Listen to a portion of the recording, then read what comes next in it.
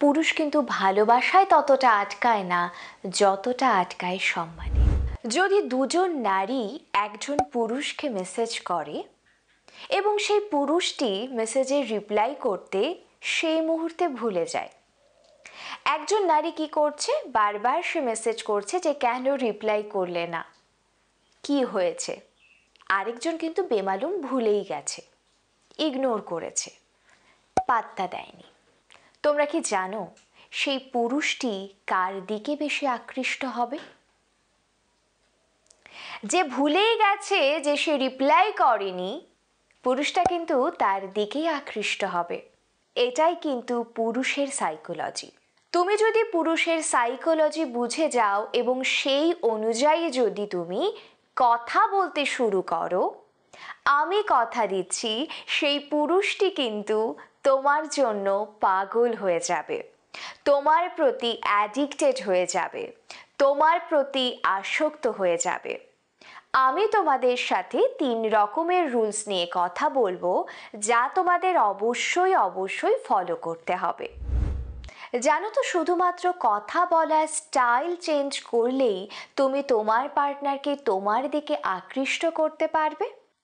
Number 1, দেখো, তুমি যখন তার সাথে কথা বলবে তখন তোমাকে কথা বলতে হবে আত্মবিশ্বাসের সঙ্গে। তুমি যদি তাকে ফিল করাও যে তুমি আত্মবিশ্বাসী নও এবং তোমার প্রতি মুহূর্তে ভ্যালিডেশনের প্রয়োজন তার কাছ থেকে, তাহলে কিন্তু সে তোমাকে পছন্দ করার বদলে পালিয়ে যাবে।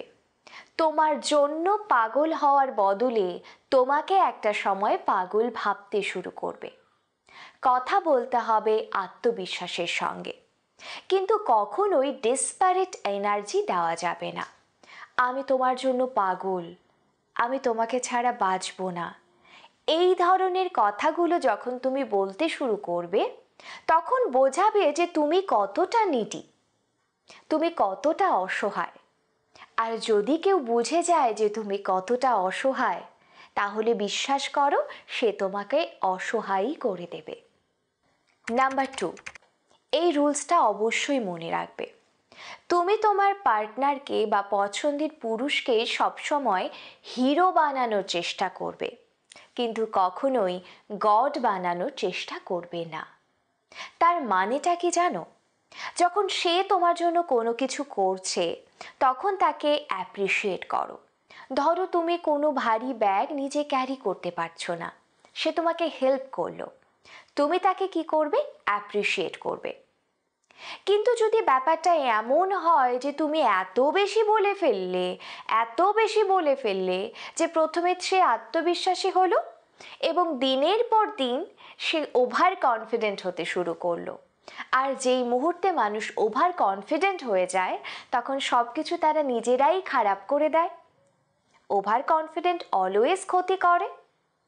তাই এত প্রশংসা করে তাকে ভগবান বানানোর চেষ্টা করো না, তাকে হিরো বানানোর চেষ্টা করো। মেয়েদের এক্ষেত্রে 2টা জিনিস ভুল হয়ে যায়।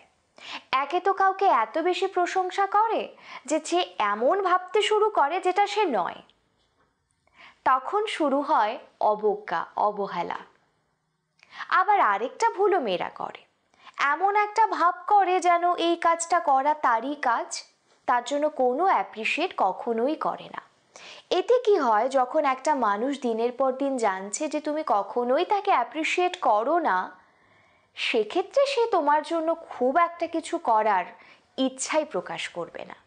তাই তোমাকে জানতে হবে ব্যালেন্স করতে এবং ব্যালেন্স করে কমেন্ট করতে, অ্যাপ্রিসিয়েট করতে, প্রশংসা করতে।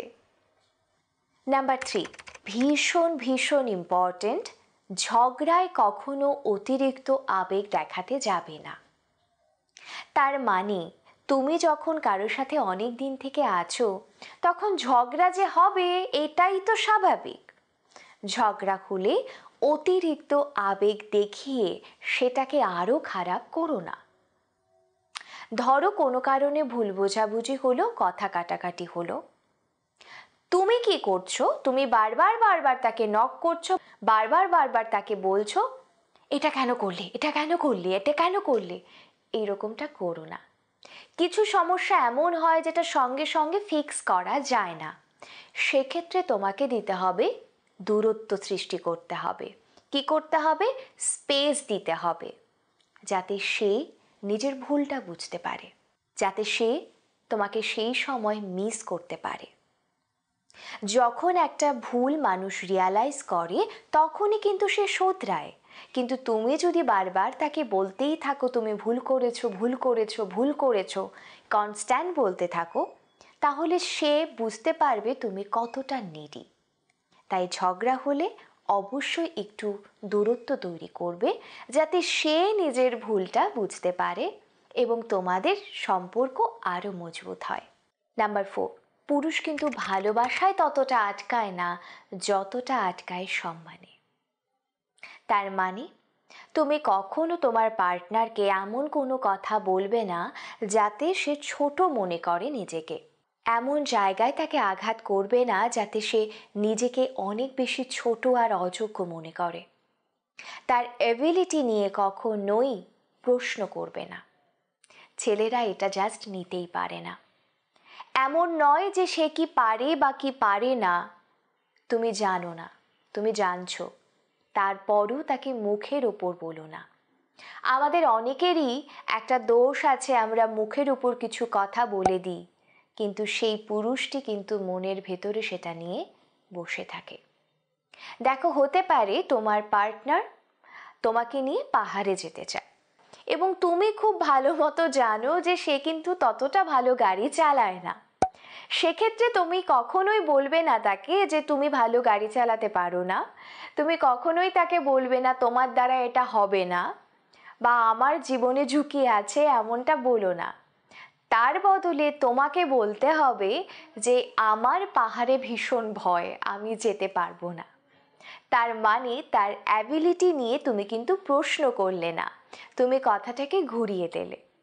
ঠিক এই রকম ভাবেই কিন্তু জীবনে আমাদের অনেক ক্ষেত্রে অনেক কিছু বুঝে বলতে হয়। আমি কিন্তু তোমাদের সাথে 4টা টিপস শেয়ার করেছি। ঠিক এই রুলসগুলো যদি ফলো করো, ট্রাস্ট মি, সে কিন্তু তোমার প্রতি আসক্ত হয়ে যাবে, আমি কথা দিচ্ছি। আমি কিন্তু সাবলিমিনাল আপলোড করেছি লাভ রিলেটেড, তোমরা যারা যারা দেখেছো তোমরা কিন্তু রেজাল্টও পেয়েছো। যারা দেখোনি অবশ্যই কিন্তু সেই ভিডিওটা দেখবে এবং নিজের লাইফেও অ্যাপ্লাই করবে। আজকের ভিডিও কেমন লাগলো কমেন্ট করে জানাবে।